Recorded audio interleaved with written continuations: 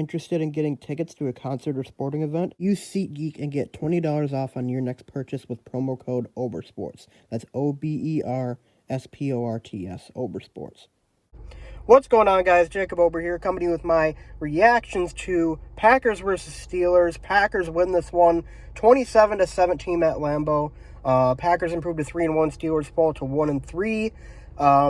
Overall, a nice, solid victory for this Packers team. They weren't perfect, but they were good enough to get the job done today against the Steelers team that I kind of feel like is better than its record indicates right now, but still, trying to find, its rhythm. The Steelers definitely had a lot of opportunities today, but Big Ben in particular really struggled. His deep ball was off the entire game, and it's been really off the entire season. I mean, other than that first opening drive touchdown by the Steelers, where he hit Deontay Johnson for the touchdown, 45 yards to beat Alexander, he really did not look comfortable whatsoever today. The Packers, they definitely took advantage of it. I mean, they were able to get some pressure on Big Ben at times. That Steelers offensive line really did struggle. And the Packers put the Steelers in a position to where the Steelers had to throw the football. And that's exactly what the Packers wanted, because if you get Big Ben, everyone knows he's going to drop back pretty much every single play, then you're in a really good spot as a defense because, number one, he's had a hard time throwing downfield, and number two, that Steelers offensive line was really struggling coming into this game, and they definitely struggled today as well. The Packers offensive line, though, I was really impressed by them against a pretty strong Steelers front that got some key players back, including T.J. Watt. Aaron Rodgers was pretty good today. He definitely didn't have his best game accuracy-wise. You saw him miss a few throws that he usually made, but of course he also made his typical Aaron Rodgers-level throws as well. Finished 20 of 36 for 248 yards, 2 touchdowns, no picks, and 1 rushing touchdown. And he did tie Dan Marino for 6th on the all-time touchdown leaderboard, 420. As you guys probably know, Brett Favre broke that record back in 2007 against the Vikings and tied it at Lambeau Field against the Chargers. But it's really cool, seeing kind of that almost come full circle, like so many years later, now Rodgers is tying Marino at Lambeau Field to move into 6th place all-time on the touchdown leaderboard. So that was pretty cool. But overall, a really solid game by the Packers. I mean, they were impressive in pretty much all facets of the game. There was a bit of an injury concern I have, though. You saw Jaire Alexander go off with an injury, and you saw Darnell Savage go off with an injury, and Preston Smith went out early as well with an injury. So there was a bit of an injury issue, and I'm particularly concerned about Jaire Alexander because he didn't come back in the game. Not like he really had to, because the Packers were in a pretty good position, but you want him healthy for obviously the whole season, and going up against the Bengals next week, who have a pretty good wide receiver core. I would not be very comfortable if we were not able to put Alexander out there. But of course, player health comes first, so hopefully he gets better soon.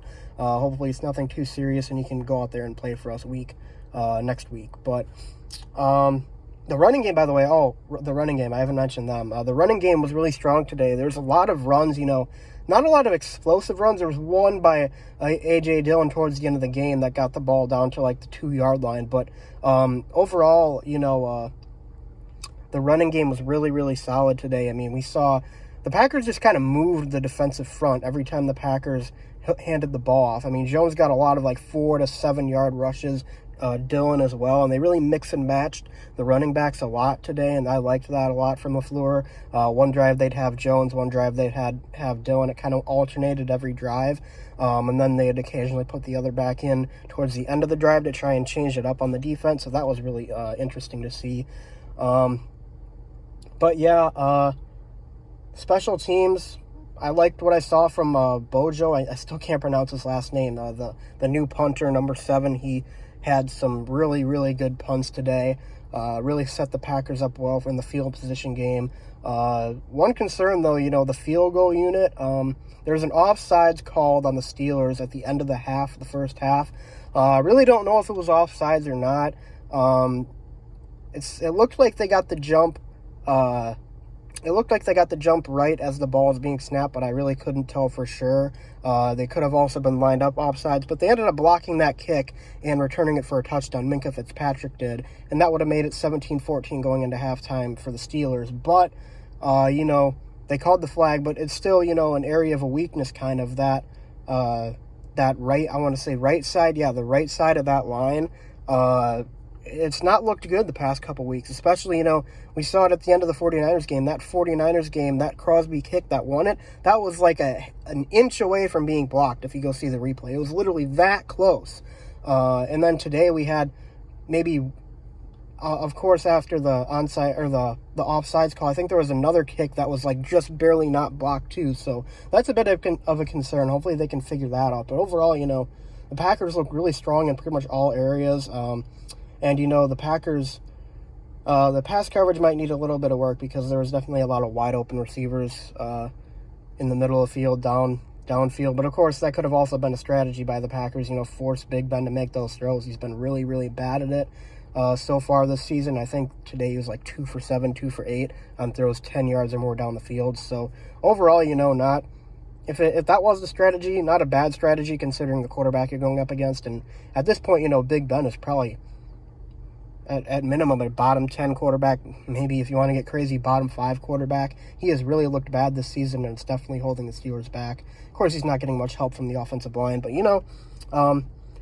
great win overall, great solid win. Packers are 3-1. Incredible bounce back after that Week 1 game that saw them lose by 5 touchdowns to the Saints. Really, the whole question was going to be how the Packers responded after that, and there was definitely a scenario where the Packers could have gone 1-3 to start the season this year. They could have lost against the 49ers, and they could have lost today, but they were able to beat 2 average to good teams. I would say the 49ers are a good team, and the Steelers are an average team, but both of those games, were big games for the Packers, and, of course, the Lions game as well. Of course, the Lions are a lot lower on the totem pole than the Packers are, but there's a legitimate possibility. I think that the Packers started 1-3 after that Week 1 loss, and they came back, they bounced back, and they looked really, really sharp today. So great win by the Packers. Hopefully we can replicate it next week against the Bengals. But in the meantime, guys, though, thanks for watching. That's all I got to say in this video. And by the way, thank you all for 13,000 subs. That video, Aaron Rodgers, or teams giving Aaron Rodgers too much time at the end of the game. Easily my best video of all time had 1 million views now, so to any new viewers watching this, welcome to the channel. Glad that you guys have decided to subscribe and watch my content. But I will be back next week after the Bengals-Packers game with my reaction. I'll see you guys next time. Go Pack, go.